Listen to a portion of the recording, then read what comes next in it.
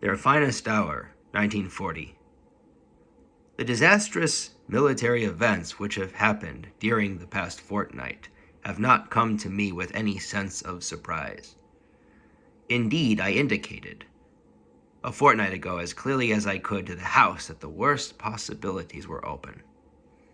And I made it perfectly clear then that whatever happened in France would make no difference to the resolve of Britain and the British Empire to fight on, if necessary for years, if necessary alone.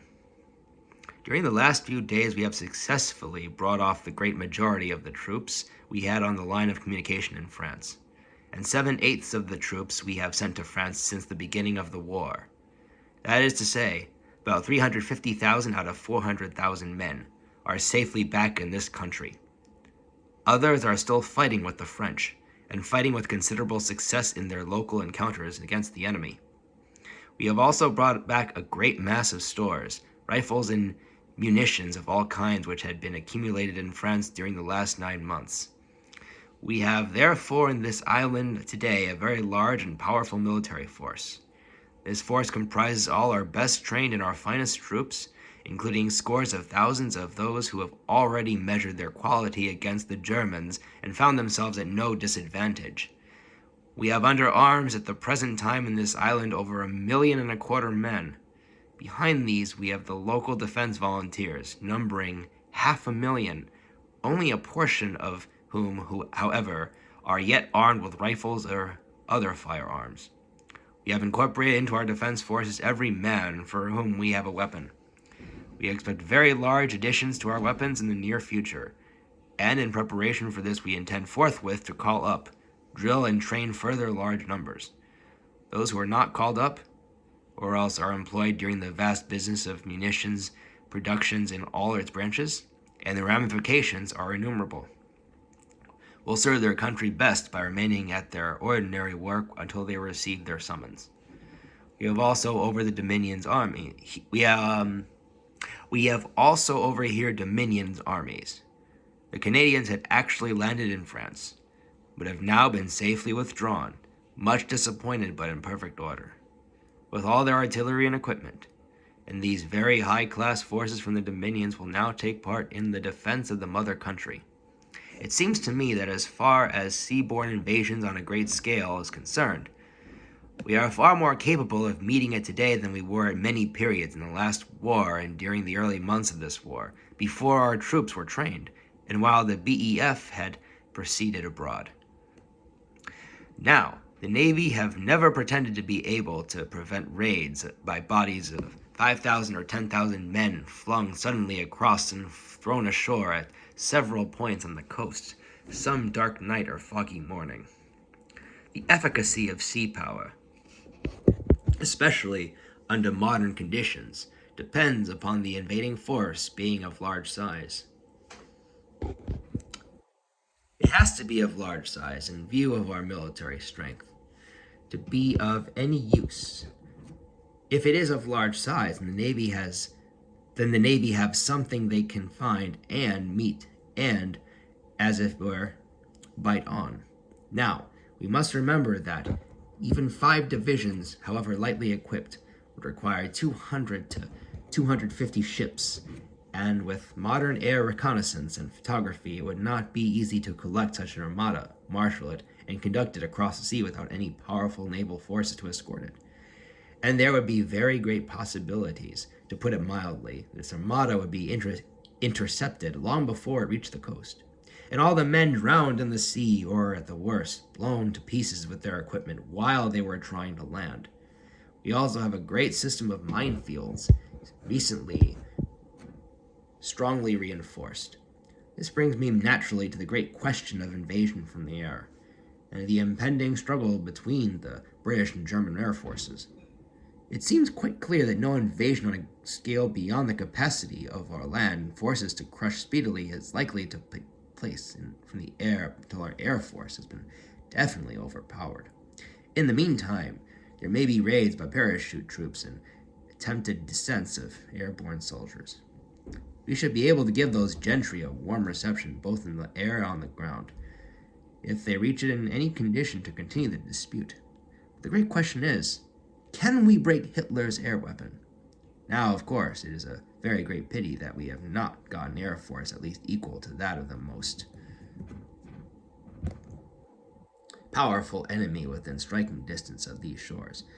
But we have a very powerful air force which has proved itself far superior in quality, both in men and in many types of machine, to what we have met so far in the numerous and fierce air battles which have been fought with the Germans. In France, where we were at a considerable disadvantage and lost many machines on the ground when they were standing around the aerodromes, we were accustomed to inflict in the air losses of as much as 2.5 to 1. In the fighting over Dunkirk, which was a sort of no man's land, we undoubtedly beat the German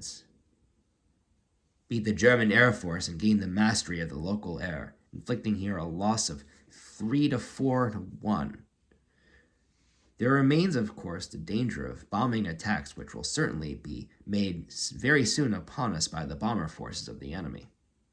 It is true that the German bomber force is superior in numbers to ours, but we have a very large bomber force also, which we shall use to strike at military targets in Germany without intermission. I do not at all underrate the severity of the ordeal which lies before us, but I believe our countrymen will show themselves capable of standing up to it, like the brave men of Barcelona, and will be able to stand up to it and carry on in spite of it, at least as well as any other people in the world. Much will depend upon this. Every man and every woman will have the chance to show the finest qualities of their race and render the highest service to their cause. For all of us at this time, whatever our sphere, our station, our occupation, or our duties, it will be of help to remember the famous lines. He nothing common did or mean upon that memorable scene.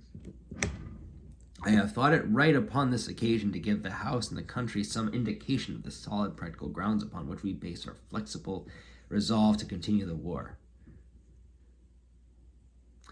Here are a good many people who say, never mind, win or lose, sink or swim, better die than submit to tyranny, and such a tyranny, and I do not dissociate myself from them.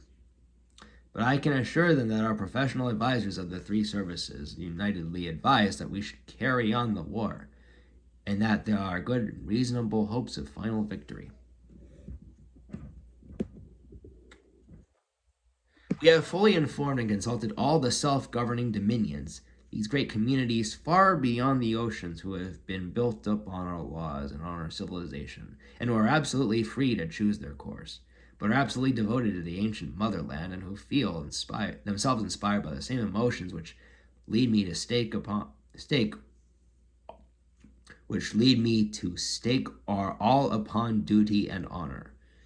We have fully consulted them, and I have received from the Prime Ministers, Mr. Mackenzie, King of Canada, Mr. Menzies of Australia, Mr. Fraser of New Zealand, and General Smuts of South Africa. That wonderful man with his immense, profound mind and his eye watching from a distance the whole panorama of European affairs.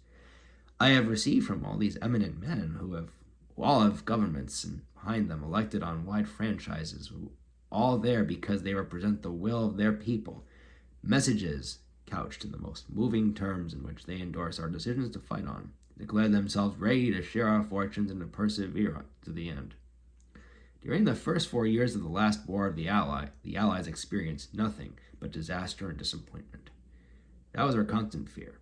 One blow after another, terrible losses, frightful dangers, everything miscarried. And yet, at the end of those 4 years, the morale of the Allies was higher than that of the Germans, who had moved from one aggressive triumph to another, and who stood everywhere triumphant invaders of the lands into which they had broken. During that war, we repeatedly asked ourselves the question, how are we going to win? And no one was able to ever answer it with much precision until at the end, quite suddenly, quite unexpectedly, our terrible foe collapsed before us, and we were so glutted with victory that in our folly we threw it away.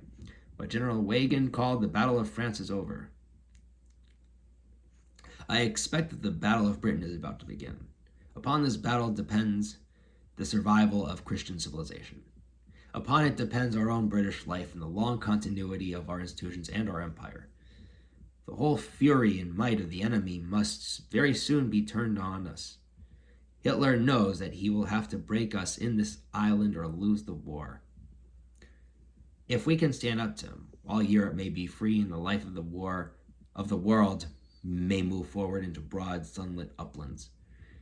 But if we fail, then the whole world, including the United States, including all that we have known and cared for, will sink into the abyss of a new dark age, made more sinister and perhaps more protracted by the lights of perverted science. Let us therefore brace ourselves to our duties, and so bear ourselves that if the British Empire and its Commonwealth last for 1,000 years, men will still say, this was their finest hour.